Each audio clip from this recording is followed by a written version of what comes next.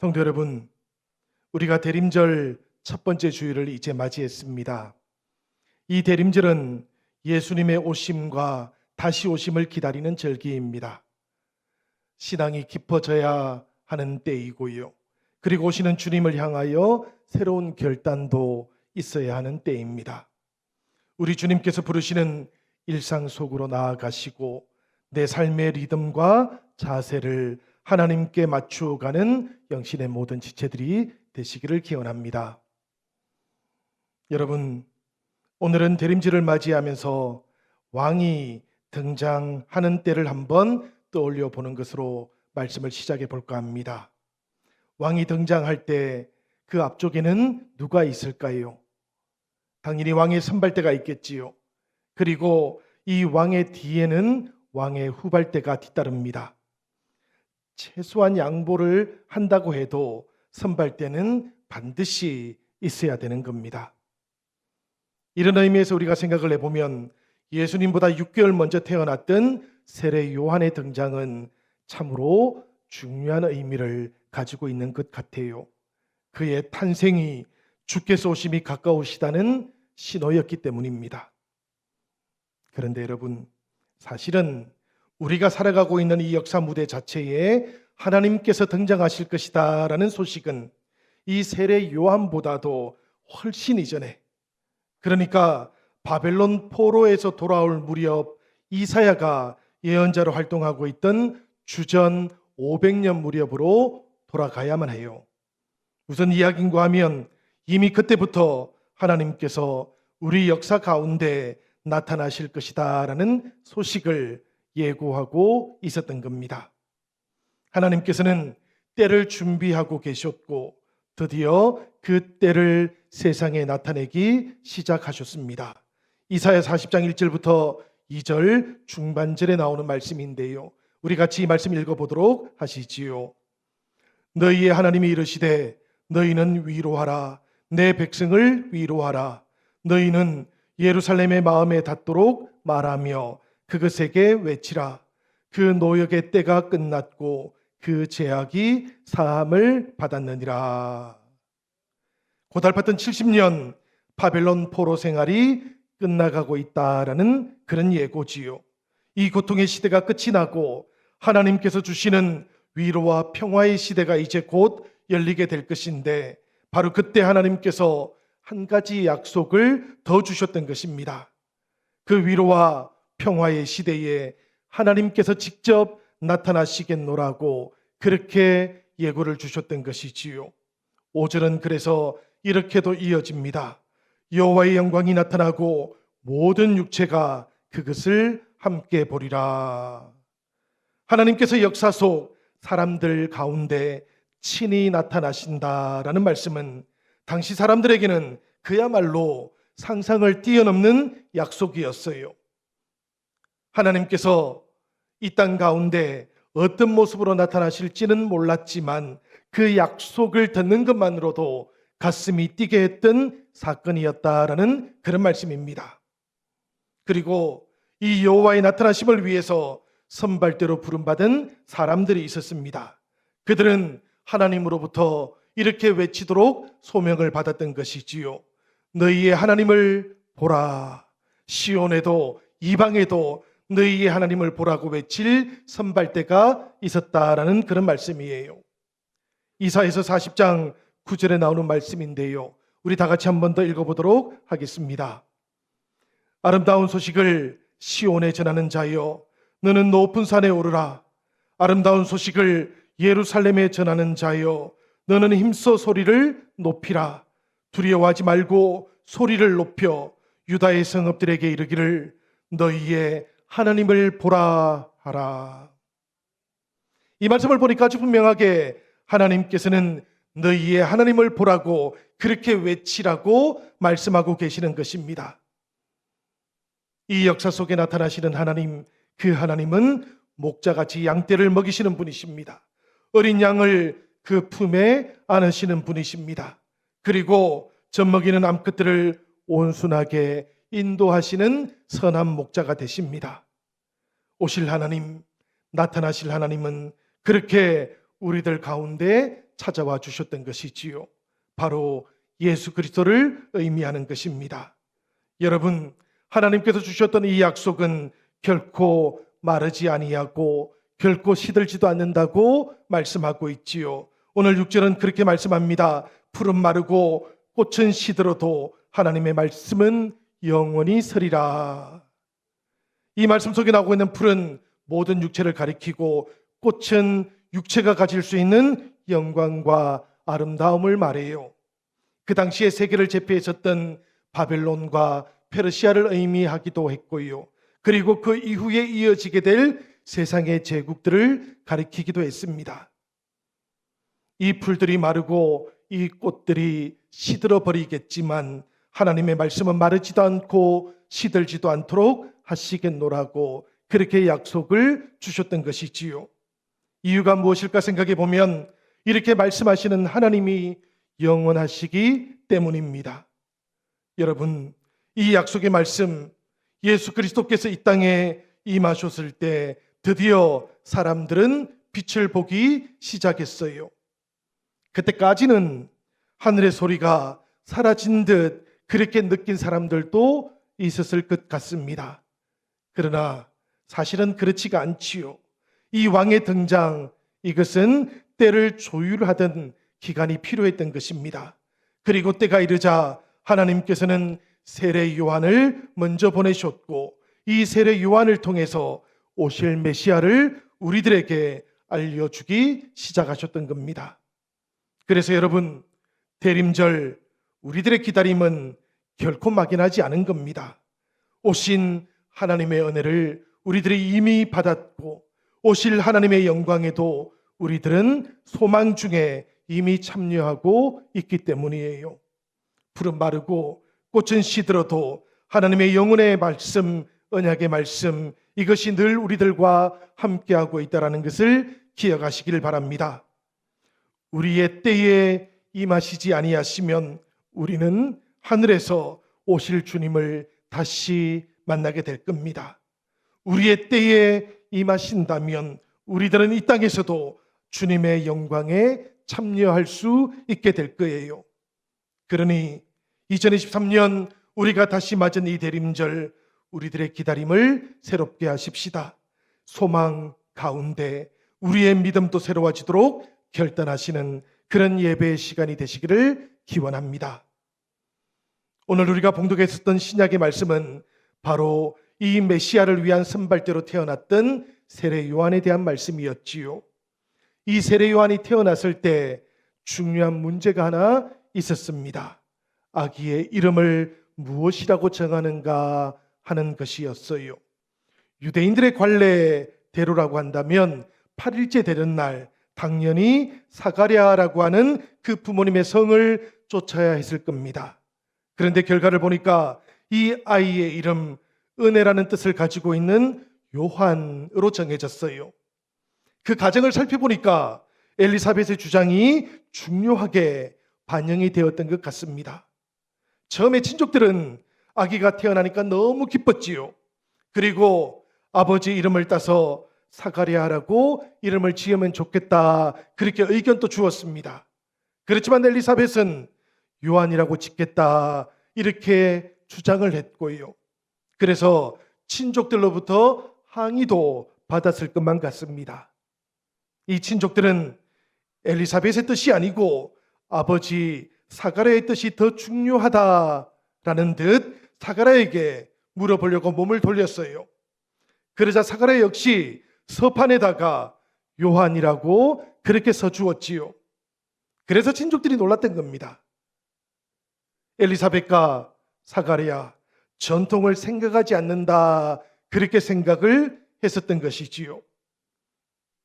그러나 생각을 해보면 사가랴는 말 못하던 상황 속에서도 엘리사벳에게 아기의 이름을 미리 알려주었던 겁니다. 그리고 사가랴 역시 이 아기의 이름을 자기가 지었던 것이 아니었고 천사로부터 전해 들었던 것이지요.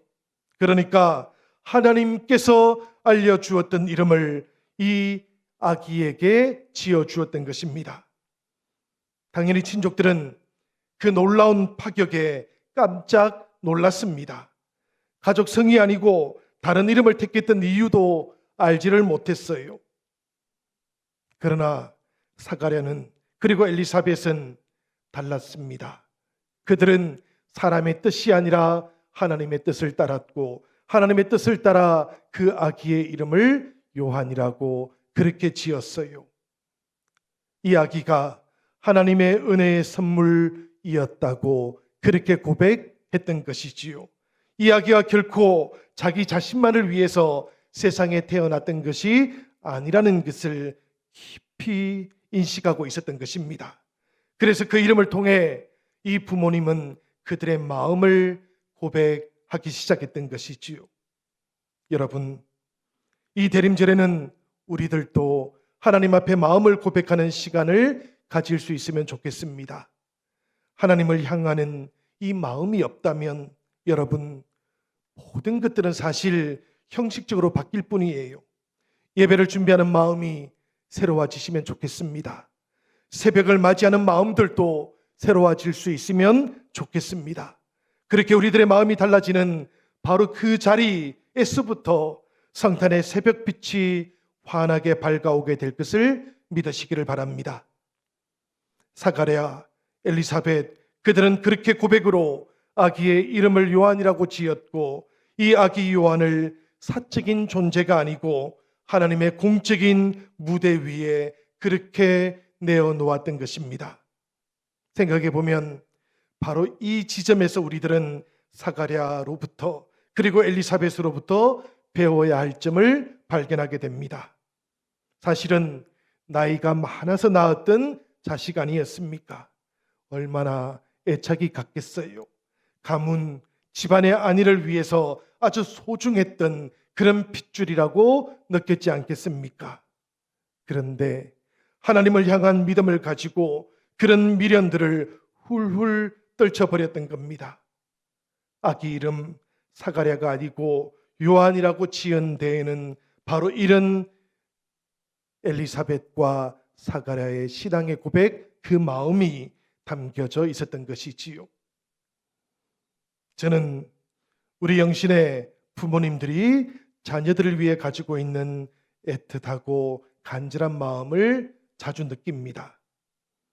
이 간절함, 이 애틋함, 이것을 가지고 우리 자녀들을 하나님 앞에 맡기는 그런 대림절도 되십시다. 우리의 자녀들에게도 하나님보다 우선되는 것은 없도록 그렇게 우리가 대림절을 맞이할 수 있으면 좋겠어요.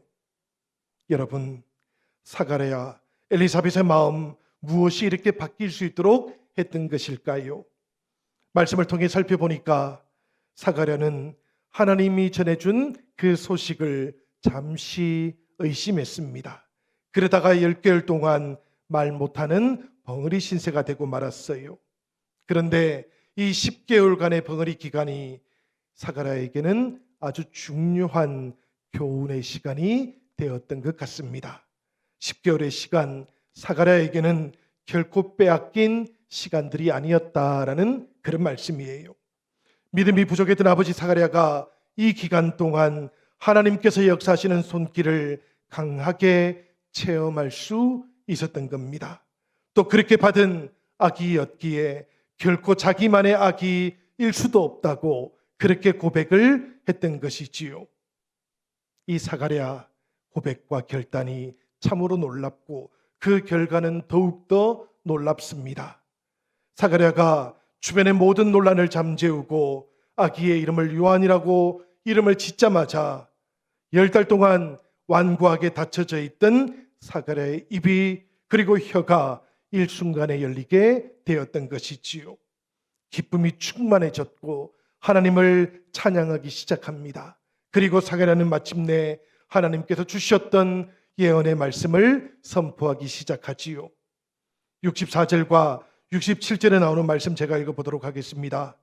이에 그 입이 곧 열리고 혀가 풀리며 말을 하여 하나님을 찬송하니 그 붙인 사가랴가 성령의 충만함을 받아 예언하여 이르되. 여러분, 말 못하던 제사장 그 입이 열리고 하나님을 찬양하며 놀라운 예언의 말씀을 하기 시작하니 주변 사람들이 얼마나 깜짝 놀랐겠습니까? 그리고 또 얼마나 깜짝 놀라서 이 아기를 주목했겠습니까? 그렇게 세례 요한은 인생의 출발, 그 시작 지점에서부터 사람들의 주목을 받기 시작했던 것이지요. 그리고 이 사가랴의 가족들도 하나님께서 그들과 임마누엘로 함께하고 계신다라는 것을 보여주는 그런 장본인들이 될 수 있었던 것입니다. 대림절을 맞이한 오늘 우리들도 이 사가랴 가족과 같은 성도들이 되면 참으로 좋겠습니다. 다시 한번 하나님의 뜻에 우리가 얼마나 순종하며 살아오셨는지 되돌아보시는 은혜의 시간이 되기를 소원합니다. 그리고 대림절 이 모든 날들을 통해서 하나님께서 어떻게 나와 함께 하시고 어떻게 우리 가족들과도 함께하고 계시는지를 나타내시는 그런 축복의 시간들도 맞이할 수 있으시기를 기원드립니다. 임마누엘의 하나님, 2023년 이 대림절을 통해서 우리 각 사람들에게 찾아와 주십니다. 그리고 우리 가족들 모두에게도 찾아와 주시고 만나 주실 것이 분명합니다. 그러니 여러분, 우리가 사가랴 가족의 역할을 한번 맡아보십시다. 사람들이 우리를 보고 주님께서 참으로 가까이 오고 계시는구나 이렇게 고백할 수 있는 그런 대림절을 우리들 모두가 함께 맞이할 수 있기를 기원드립니다. 이 대림절 여러분 성탄절을 향하고 있어요. 성탄절이 없는 대림절은 생각해 볼 수도 없는 겁니다. 그렇기 때문에 예수님을 전하지 않는 대림절은 의미가 없는 것이지요. 우리 믿음과 삶을 통해서 예수님을 드러내고 나타내는 대림절 되시기를 부탁드립니다. 마음을 새롭게 해보십시오. 고백도 새롭게 한번 가져보시기를 바랍니다. 바로 그런 마음, 그런 결단 위에 성령님께서 반드시 우리들 모두와 함께 해주십니다. 우리가 빌립보서 4장 4절과 5절을 보면 사도 바울은 주 안에서 항상 기뻐하라고 그렇게 말하고 있는 것을 발견합니다. 우리 화면을 통해서 한번 같이 읽어보도록 할까요? 다 같이 읽겠습니다. 주 안에서 항상 기뻐하라. 내가 다시 말하노니 기뻐하라. 너희 관용을 모든 사람에게 알게 하라. 주께서 가까우시니라. 얼마나 좋은 말입니까, 여러분? 묵상해 보면 참으로 좋은 말씀이에요. 그렇지만 여러분, 사도 바울의 상황을 한번 생각해 보시면 이 말씀 속에 역설이 담겨져 있다는 것도 우리는 깨닫게 됩니다. 항상 기뻐하라 이렇게 말하고 있던 사도 바울, 지금 감옥에 갇혀 있기 때문이에요. 누구보다도 불편한 그런 상황 속에 있는데도 오히려 바깥에 있던 성도들을 향해서 기쁨의 생활을 요구하고 있는 겁니다. 세상의 기준으로는 결코 기뻐할 수 없던 그런 때였는데도 불구하고 항상 기뻐할 줄 알아야 된다. 이렇게 교훈하고 있는 것이지요. 무슨 이유로 이렇게 기뻐할 줄 알아야 된다고 말했을까 생각해 보면 주님께서 가까우셨기 때문입니다. 주님께서 사도 바울과 함께하고 계시고 그리고 빌립보 성도들과 함께하고 계시고 그리고 오늘 우리들과도 함께하고 계시기 때문이에요. 비록 감옥에 갇혀 있었지만 바울은 바로 그곳에서 주님과 함께 있었습니다. 그래서 감옥의 어두움이 주님과 동행하는데 전혀 장애가 되지를 않았어요. 주님과의 동행함이 부자유함 속에서도 자유함을 누릴 수 있게 하는 이유가 되었다라는 그런 말씀입니다. 그러하다면 여러분, 또 생각해 보아야 할 것이 있지요. 우리 주님과 동행하지 못하는 사람들, 그들은 자유함 속에서도 한없이 부자유할 수밖에 없다는 그런 뜻이기도 하지 않겠습니까? 우리 성도들에게는 여러분, 감옥 아니냐 감옥 바깥이냐가 문제가 아닌 겁니다. 오히려 더 중요한 것은 따로 있는 거예요. 우리들이 주님 안에 있는가 혹은 주님 바깥에 있는가 하는 것, 이것이 대림절에 우리가 묵상해야 될 가장 중요한 신앙의 주제인 것이지요.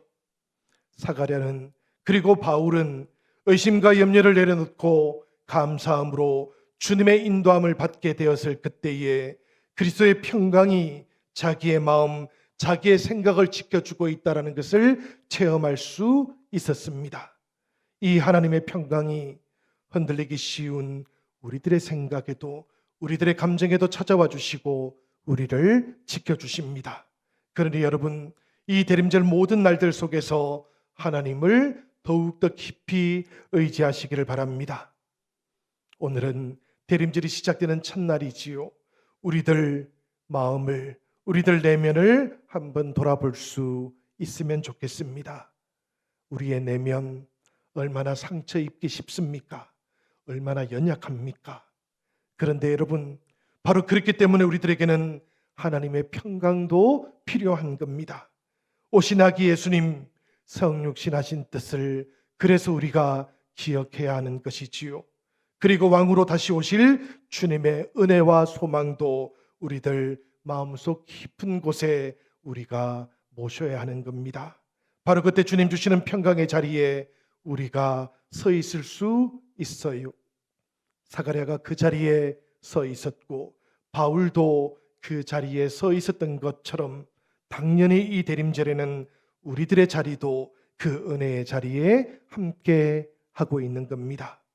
여러분, 주님 오시는 날을 우리가 맞이했습니다. 영광을 나타내시면서 육신으로 임하실 하나님을 영접해야 하는 시간도 우리가 맞이하고 있습니다. 더 많이 사랑하시기를 바라요. 더 많이 순종하시기를 바랍니다.